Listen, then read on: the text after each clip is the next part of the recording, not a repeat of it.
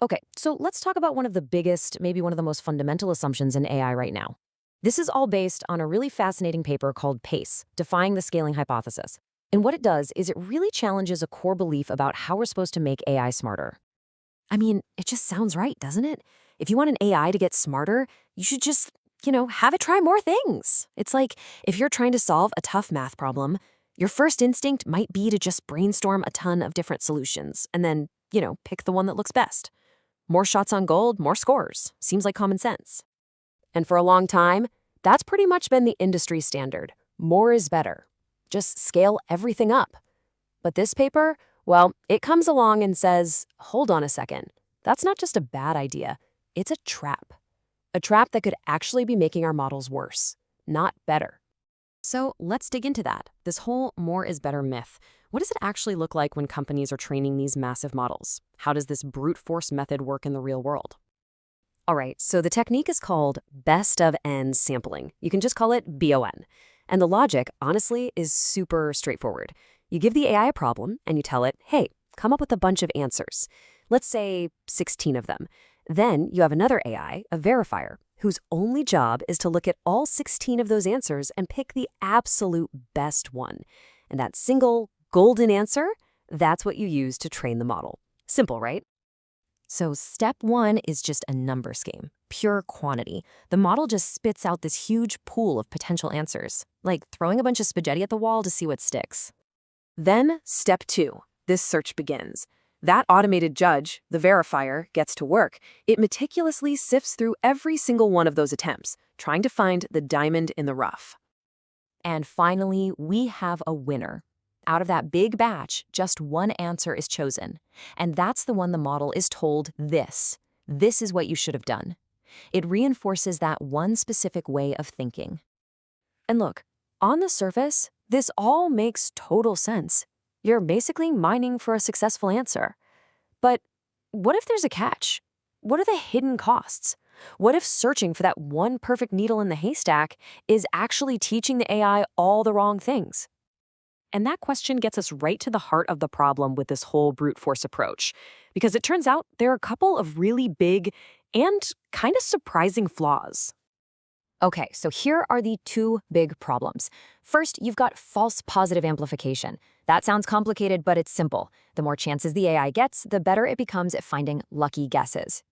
Answers that look correct and can fool the verifier, but the reasoning behind them is totally wrong. The AI isn't learning to reason, it's learning to cheat. The second problem is optimization instability. When you find that 1 in a million perfect answer and force the model to learn from it, you're pushing it way too far, too fast. It's like trying to teach a toddler calculus. It's an outlier, and trying to learn from it can make the model unstable, cause it to overfit, or even just break. And we're not talking about a small problem here. This quote from another paper that they cite is, well, it's pretty damning. It says that as you generate more and more answers, the probability of picking one of these fake, lucky answers approaches certainty, 100%. So you're basically guaranteeing that you're teaching your model bad habits. So the big takeaway here is really simple. All that extra exploration isn't just inefficient and wasteful, it's actually harmful. It can actively mess with the AI's ability to reason properly. Okay, so if brute force is a trap, how do we get out of it? Well, this is where the paper introduces its solution, a much smarter strategy called PACE. So, PACE is a whole different ballgame. It's got 3 really clever steps. First, instead of generating 16 answers, it just generates 2. Why? Because the goal isn't to find a random winner, it's to see what the model can actually do right now. It's a quick check-in. Okay, step 2. Let's say both of those answers are wrong. The old way would just throw them away. But PACE uses them. It takes the mistake, compares it to the real correct answer, and then teaches the model exactly how to fix that specific mistake. It's about correction, not just selection. And that leads to the third step, which is honestly the genius part. It creates a learning pair, the original mistake, right next to the corrected version. Yeah, this really gets to the core of it. PACE doesn't search for a needle in a haystack. It takes a piece of hay, the mistake, and turns it into a needle. It synthesizes a perfect lesson from failure. Suddenly, every single mistake is an opportunity to learn something valuable. And what this process creates are called hard negatives. Think about it.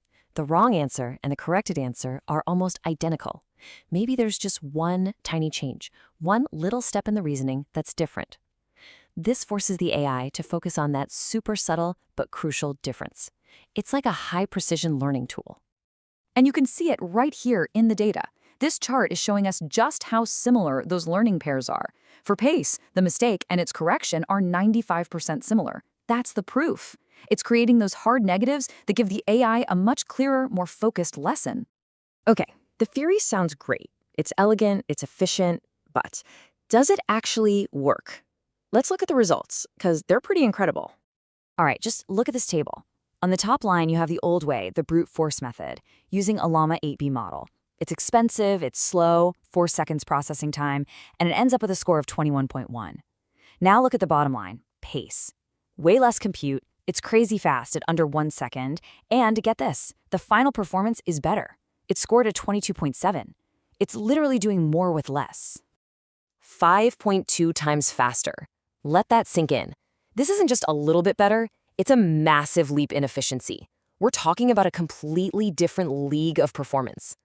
So it's faster, it gets better results, but what about when things get messy? The real world isn't perfect. What happens when your training data is noisy, when some of the correct answers you're feeding it are actually wrong? Well, this is where it gets really interesting. They tested this with 20% bad data.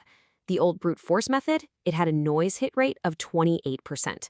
That means more than a quarter of the time it was actively seeking out and learning from the bad data. It was literally mining for mistakes. Now look at PACE. Its rate was under 5%.